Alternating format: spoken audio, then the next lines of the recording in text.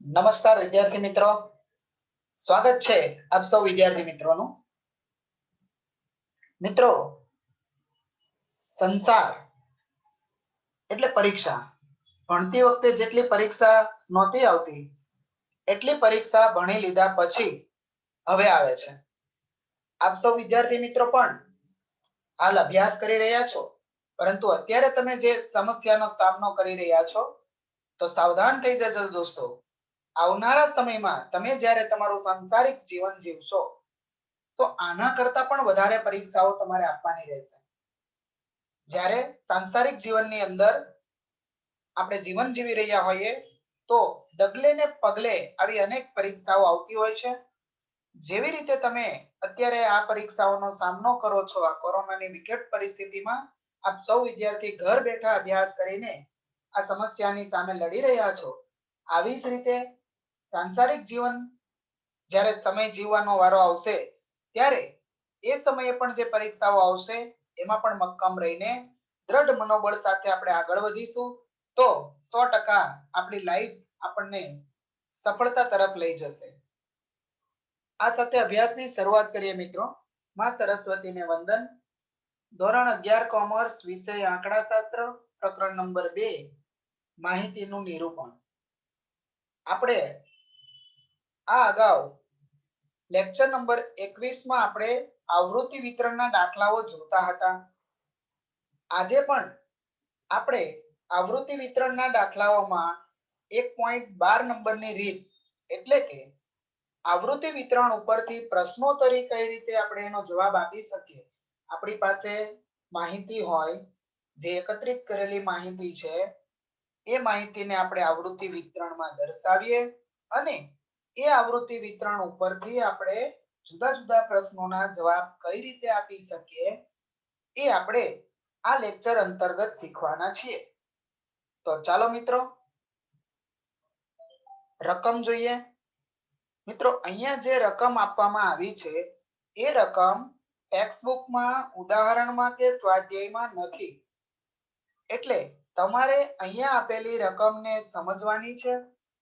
આ રકમ ઉપરથી જવાબો કઈ રીતે સાહેબ ગણે છે એને પણ સમજવાના છે અને આ રકમના આધારે અને આના જવાબની ગણતરીના આધારે દાખલો પૂરો થયા પછી જે હોમવર્કમાં ચોપડીના ઉદાહરણ કે સ્વાધ્યાયના દાખલા આપેલા હશે એ આ રકમ જેવા જ હશે.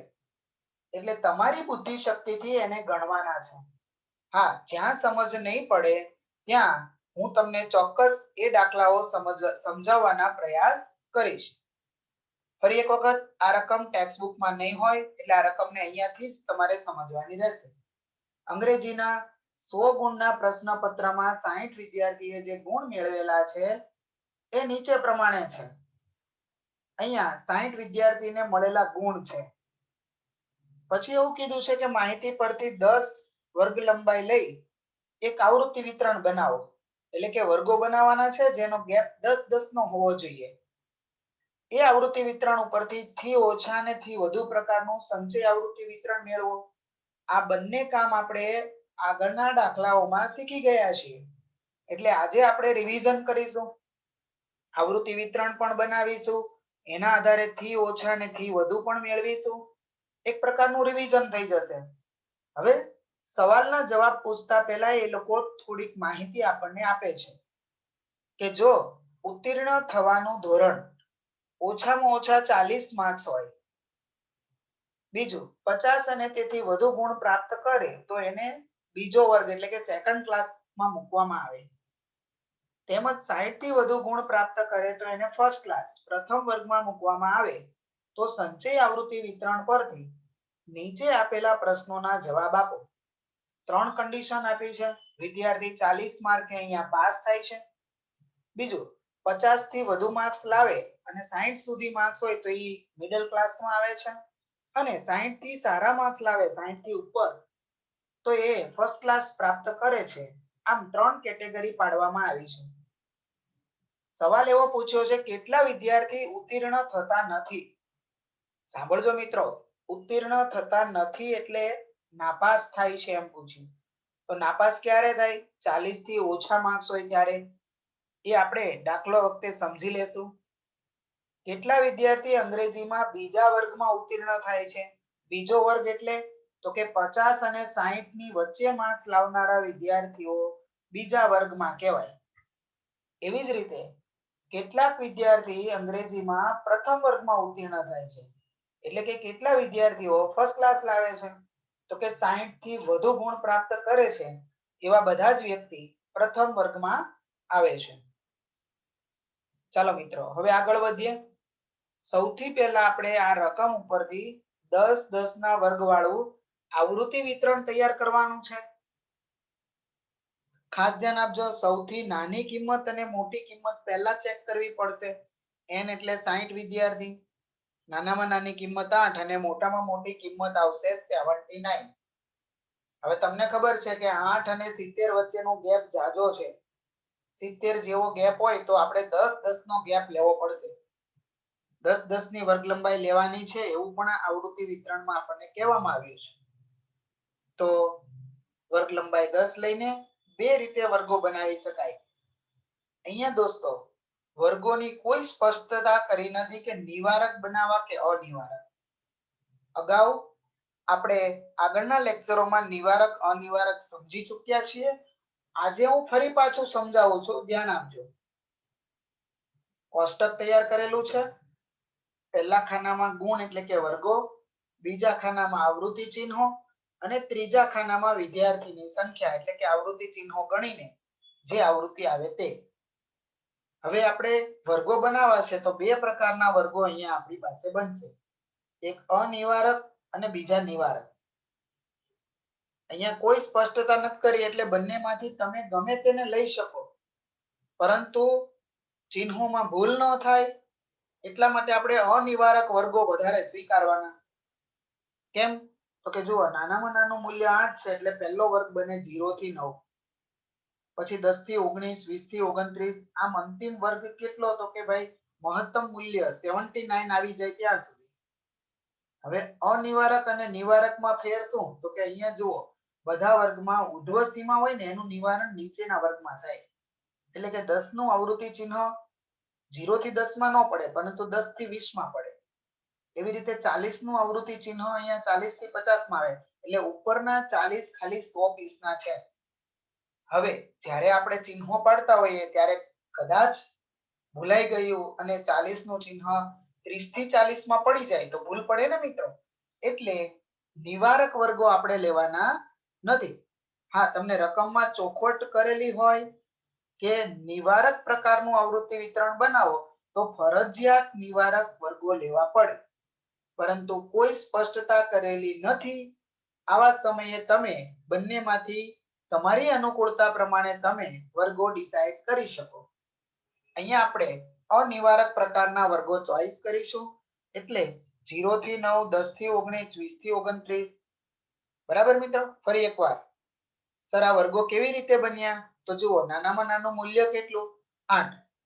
હવે 8 ને સમાવેશ કરે એવો વર્ગ મારે 0 થી ચાલુ કરવો હોય અને 10 નો ગેપ રાખવો છે તો 0 થી 9 પછી 10 થી 19, જેમાં બંને છેડા આ વર્ગમાં સમાઈ જાય. 0 પણ ગણી લેવાનું અને 9 ને પણ એ જ વર્ગમાં ગણી લેવાનું એટલે 10 અંકો થશે. 10 ની વર્ગ લંબાઈ. આવી રીતે અનિવારક વર્ગો હવે આપણે અહીંયા ગુણની જગ્યાએ લખી દઈએ. આ બધા વર્ગો આવી ગયા. હવે આપણે આવૃત્તિ ચિહ્નો પાડવાના છે મિત્રો. તો અગાઉ આપણે શીખી ગયા છીએ કે જે તે વર્ગમાં કઈ રીતે આવૃત્તિ ચિહ્ન બનાવવું. એટલે અહીંયા આપણે એમાં સમય નહીં બગાડતા દરેક વર્ગના આવૃત્તિ ચિહ્નો આ રીતે તૈયાર થશે અને 5 નો બંચ આવે ત્યાં આપણે ક્રોસ લાઈન કરી 5 નો બંચ બનાવીશું. હવે આને આપણે ગણતરી કરી લઈએ તો કે 0 થી 9 માં એક વિદ્યાર્થી, 10 થી 19 માં એક વિદ્યાર્થી. આવી રીતે દરેક વર્ગમાં આપણે ગણતરી કરી લઈએ તો 60 એ 60 વિદ્યાર્થીનું આવૃત્તિ વિતરણ અહીંયા તૈયાર થઈ જાય. ઓકે મિત્રો, આ બધી જ માહિતી અગાઉ દાખલાઓમાં આપણે ભણી ચૂક્યા છીએ. આજે આપણે શીખવાના છીએ કે આના આધારે પ્રશ્નોના જવાબો કેમ આપી શકાય. ચાલો, આ થયું 10 ની વર્ગ લંબાઈ વાળું આવૃત્તિ વિતરણ. હવે આપણે એનાથી ઓછા ને થી વધુ પ્રકારનું આવૃત્તિ વિતરણ બનાવવું હોય તો એના માટે આગળ પ્રોસેસ કરીએ. આ આપણું મૂળ આવૃત્તિ વિતરણ છે જે હમણાં આપણે જોઈ ગયા. આ મૂળ આવૃત્તિ વિતરણ. હવે અહીંયા બે ખાના છે, એક થી ઓછા ને CFI માટે અને થી વધુ ને CFI માટે. તો પહેલા આપણે ઉધ્વ સીમા બિંદુ થી ઓછા માટે લેવા પડશે. તો ઉધ્વ સીમા બિંદુ એટલે અહીંયા જે વર્ગો આપેલા છે એમાં તમને ખબર જ છે અનિવારક છે એટલે આ જે સાઈડ દેખાય ને તમને આમ એલ આકારના વર્ગો લેવાના ધ્યાનમાં. અધઃ સીમા જે દેખાય છે એ બધાને લઈને છેલ્લે આપણે બિંદુ મેળવવાના છે એટલે એમાં બધામાંથી 0.5 બાદ કરવાના. નાનામાં નાનો છેડો ગુણ છે એટલે ગુણ ક્યારેય માઇનસમાં ન હોય એટલે 0 માંથી 0.5 બાદ કરવાનો સવાલ જ નથી આવતો. પહેલું 0, પછી અહીંયા અધઃ સીમા કેટલી 10, તો એનું બિંદુ કેટલું થાય અધઃ સીમા બિંદુ 9.5. બરાબર. 0.5 અધઃ સીમામાંથી બાદ કરીએ એટલે આપણને અધઃ સીમા બિંદુ મળે.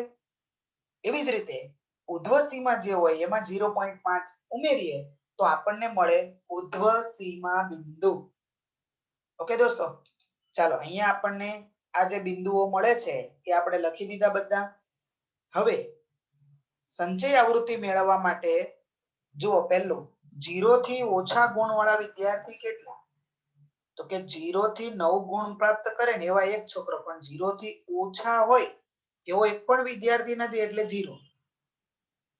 ત્યાર પછી 9.5 થી ઓછા માર્ક્સ હોય એવા વિદ્યાર્થી એટલે કેટલા થશે 1.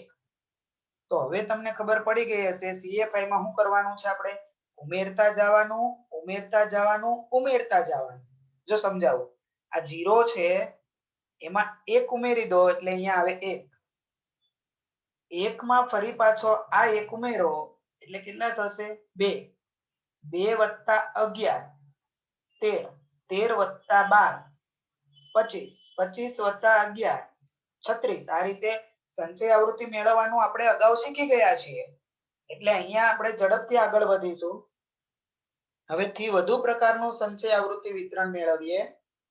થી વધુમાં અધઃ સીમા બિંદુ આવે એ સેમ જ રહે બંને બિંદુ, ખાલી બોલવાની ભાષા બદલાઈ જાય કે અહીંયા આપણે થી ઓછા બોલવાનું હોય, અહીંયા થી વધુ બોલવાનું. જોઈએ આપણે, જુઓ 0 થી વધુ ગુણ વાળા વિદ્યાર્થી કેટલા? તો કે અહીંયા તમને દેખાય છે આ બધા વિદ્યાર્થી 0 થી વધુ માર્ક્સ વાળા છે. તો કુલ કેટલા થશે 60, એટલે પહેલા લખી દીધું 60. હવે થી વધુમાં શું આપણે કરવાનું? તો કે બાદ કરતું જવાનું. 60 માંથી તમે જુઓ 1 બાદ કરો એટલે 59 આવે. 59 માંથી તમે 1 બાદ કરો એટલે 58 મળશે. 58 માઇનસ 11 એટલે 47 આવે.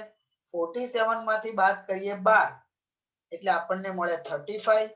35 માંથી બાદ કરો 11 એટલે આપણને મળે 24. 24 માંથી બાદ કરીએ 8 એટલે 16. 16 માંથી બાદ કરીએ 9 બરાબર 7 અને 7 માંથી 7 જાય તો 0. એટલે કે 79 થી વધારે માર્ક્સ કોઈના નથી. ઓકે મિત્રો, આ થયું મૂળ આવૃત્તિ વિતરણ ઉપરથી થી ઓછા અને થી વધુ પ્રકારનું સંચય આવૃત્તિ વિતરણ આપણે અગાઉ આ શીખી ગયા છીએ. હવે આપણે પ્રશ્નોના જવાબ આપીએ. ચાલો, પહેલો સવાલ શું હતો? પહેલા તો આપણે માહિતી જોઈ લઈએ કે ઓછામાં ઓછા 40 માર્ક્સ લાવે તો વિદ્યાર્થી પાસ, 50 થી વધુ લાવે તો બીજા વર્ગમાં અને 60 થી વધુ માર્ક્સ હોય તો ફર્સ્ટ ક્લાસમાં. એટલે બીજા વર્ગ માટેનો બોર્ડર લાઈન કઈ થઈ 50 થી 60. ઓકે, ચાલો આપણે પહેલો સવાલ છે કેટલા વિદ્યાર્થી અંગ્રેજીમાં ઉત્તીર્ણ થતા નથી? તો નાપાસ કેટલા થાય? તો કે જેના માર્ક્સ 40 થી ઓછા હોય. અહીંયા જુઓ તમે આ વર્ગ દેખાય તમને 40 થી 49. આ જે વર્ગ છે એનાથી ઉપરના બધા પાસ થઈ ગયા, પરંતુ એના કરતા નીચેના જે છે આ વિદ્યાર્થીઓ જુઓ તમે, આ બધા વિદ્યાર્થી નાપાસ થયા છે એમ કહી શકાય. હવે એનો સરવાળો કેટલો થાય? તો કે 25 વિદ્યાર્થી અંગ્રેજીમાં ઉત્તીર્ણ થતા નથી. 12 + 11 + 1 + 1 એ બધાના ગુણ છે ને 40 કરતા ઓછા છે. 40 એ પાસ થાય એવું આપણને અહીંયા માહિતીમાં કીધેલું છે. તો 40 થી ઓછા માર્ક્સ મેળવનારા વિદ્યાર્થીઓ શું થશે? નાપાસ થશે. સવાલ નંબર 2, કેટલા વિદ્યાર્થી અંગ્રેજીમાં બીજા વર્ગમાં છે? તો ભાઈ 50 થી વધુ અને 60 થી ઓછા, એટલે આ એક જ વર્ગ એવો છે કે જે બીજા વર્ગમાં કહેવાય. એટલે કેટલા વિદ્યાર્થી થયા? યસ, 8 વિદ્યાર્થી. બીજા વર્ગમાં ઉત્તીર્ણ થનાર વિદ્યાર્થીની સંખ્યા કેટલી છે?